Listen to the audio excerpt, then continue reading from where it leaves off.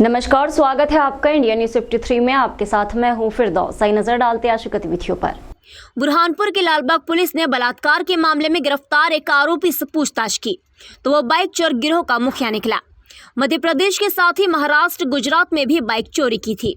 गिरोह के 4 लोगों को भी पुलिस ने गिरफ्तार कर आरोपियों के पास से चोरी के 7 बाइकों को जब्त किया है। कोतवाली पुलिस कंट्रोल रूम पर प्रेस वार्ता लेकर एसपी देवेंद्र पाटीदार ने बताया कि आरोपी सागर पिता सुभाष पर नाबालिग किशोरी को भगाकर ले जाने और बलात्कार करने का केस दर्ज था। पुलिस ने आरोपी को गिरफ्तार कर पूछताछ की तो आरोपी ने बाइक भी चोरी करना स्वीकार किया। आरोपी ने 3 राज्यों में बाइकों को चोरी किया था।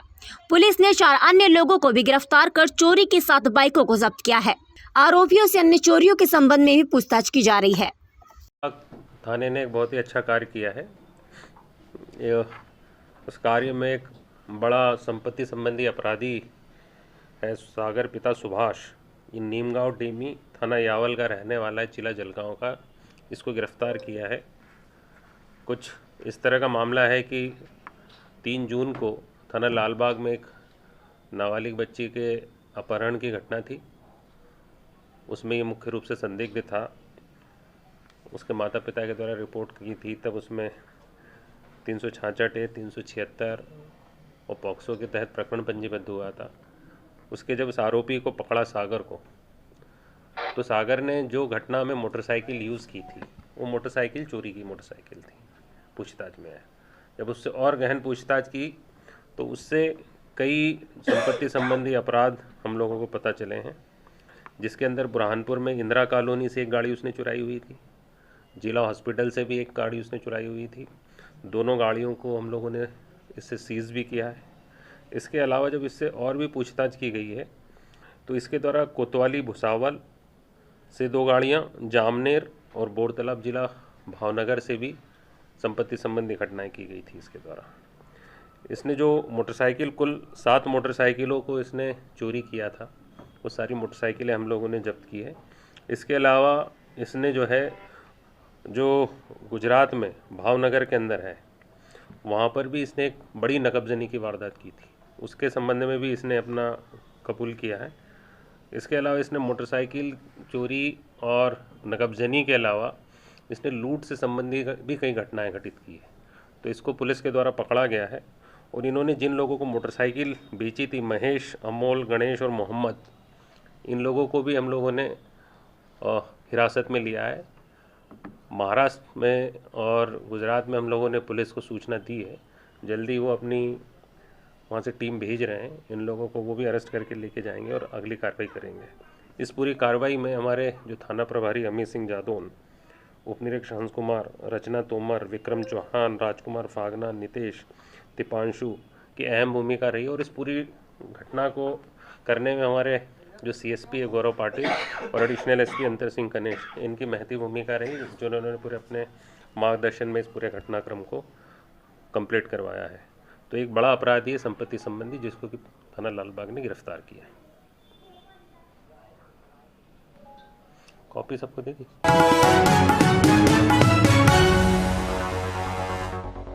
बुरहानपुर के शाहपुर थाना क्षेत्र अंतर्गत ग्राम कालमाटी निवासी एक विधवा महिला ने बैंक कर्मचारियों पर 1 लाख की धोखाधड़ी करने के आरोप लगाए हैं। पुलिस में FIR दर्ज होने के बाद भी राशि वापस नहीं मिलने पर मंगलवार को महिला ने जनसुनवाई में पहुंचकर कलेक्टर SP से शिकायत की है। फरियादी महिला गेंदुबाई ने बताया कि मेरे पति की मौत के बाद मुझे संबल योजना के तहत 2 लाख रुपए सहायता की राशि मिली थी।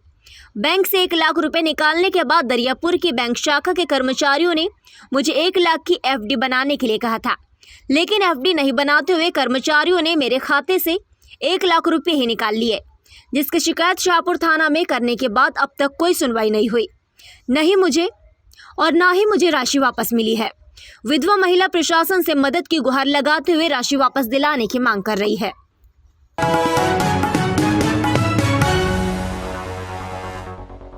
बुरहानपुर के ग्रामीण क्षेत्रों में शासकीय स्कूलों में पदस्थ ट्राइबल विभाग के नवनियुक्त शिक्षकों ने मंगलवार को कलेक्टर कार्यालय पहुंचकर कलेक्टर भव्य मित्तल से 6 माह का वेतन नहीं मिलने की शिकायत की।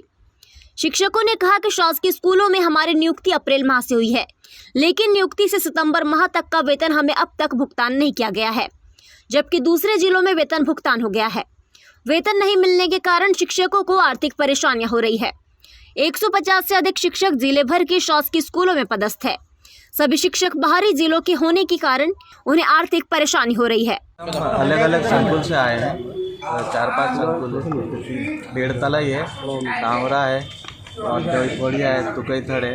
और क्या है कि हमारी जो पेमेंट है 3 महीने की और 6 महीने की रही, जो पहले जो आई नहीं है, बाकी इसके बाद की तो चालू है। तो अभी क्या है, जो हमारी पेमेंट के लिए हम जैसे नावरा संकुल वगैरह में गए थे और ब्लॉक में भी गए, पर वहाँ से उनने बताया कि आगे आप संपर्क करें, यहाँ से कुछ हो नहीं सकता है। इसलिए हम यहाँ कलेक्टर ऑफिस आए थे। कितने महीने से वेतन मांग रहे हैं? जैसे आप लोग कितने मतलब सर 35 लोग हैं, अभी ज्ञापन देने के लिए 35 लोग हैं। कितने लोग मतलब कितने महीने से वेतन नहीं मिला? सर अलग अलग, जैसे मान लो किसी के 3 महीने के बाकी है, किसी के 6 महीने के बाकी है। सब यहाँ लोकल के हो कि ट्राइबल के? सर ट्राइबल वाले, रहने वाले बाहर से? रहने वाले सब बाहर के हैं हम लोग। कहाँ से? अब ये बताना,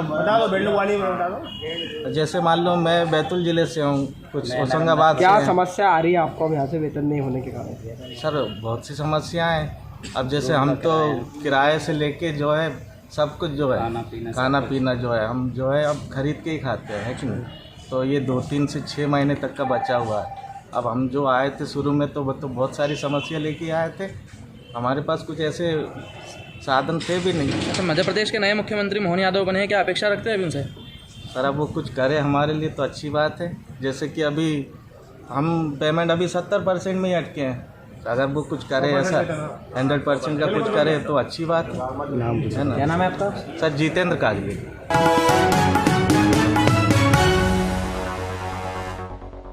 बुरहानपुर जिला रजिस्ट्री कार्यालय में वक्फ संपत्तियों की भी रजिस्ट्री भूमाफियाओं के नाम पर की जा रही है, जिसकी शिकायत मंगलवार को MIM जिला अध्यक्ष अधिवक्ता जहीरुद्दीन शेख ने कलेक्टर भव्य मित्तल से की है। वक्फ की भूमियों पर की गई रजिस्ट्रियों पर रोक लगाने के साथ रजिस्ट्री में आने वाले अफसर और भूमाफियाओं पर कार्रवाई की मांग की है। अधिवक्ता जहीरुद्दीन ने कहा कि जिला रजिस्ट्री कार्यालय से वक्फ की संपत्तियों की रजिस्ट्री की जा रही है, जबकि खसरे में वो वक्फ दर्ज होने के बाद भी रजिस्ट्री हो रही है। एक प्रकरण तहसील न्यायालय में लगाने के बाद तहसीलदार द्वारा खारिज कर दिया गया है, जिसमें वक्फ लिखा था, जिसकी शिकायत कलेक्टर से कर रजिस्ट्री कार्यालय में वक्फ बोर्ड की संपत्तियों पर हो रही रजिस्ट्रियों पर रोक लगाने की मांग की गई। कानपुर जिले के अंदर वक्फ संपत्तियों की रजिस्ट्री कार्यालय के अंदर रजिस्ट्रियाँ हो रही है और रजिस्ट्री कराते वक्त व्यक्ति ये समझते हैं कि जब रजिस्ट्री हो गई है तो वो 1 नंबर संपत्ति है। वो जब तहसीलदार महोदय के न्यायालय में नामांतरण का मुकदमा लगाते हैं तो तहसीलदार महोदय ये कहकर उसको मुकदमे को खारिज कर रहे हैं नामांतरण के कि ये वक्फ संपत्ति है। जब एक बुरहानपुर का न्यायालय किसी संपत्ति को वक्फ संपत्ति प्रमाणित कर रहा है तो रजिस्ट्रार रजिस्ट्री कैसे कर रहा है? रजिस्ट्रार की अपनी जिम्मेदारी है कि कॉलम नंबर 12 के अंदर देखें कि उस संपत्ति की कैफियत में क्या लिखा है। कॉलम नंबर 12 के अंदर जब मध्य प्रदेश वक्फ लिखा है तो रजिस्ट्रार ने रजिस्ट्री कैसी कर दी? तो रजिस्ट्रार और बुरहानपुर के भूमाफिया जो है आपसी में साठगांठ करके जनता को लूट रहे हैं।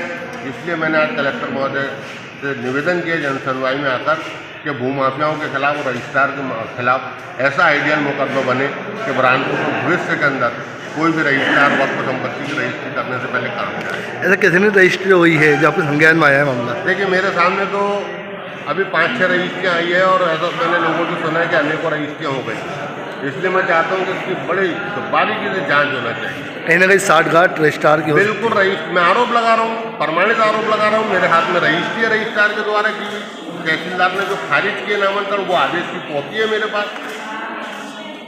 क्या नाम है आपका? एडवोकेट जहीरुद्दीन शेख, MIM जिला अध्यक्ष बुरहानपुर।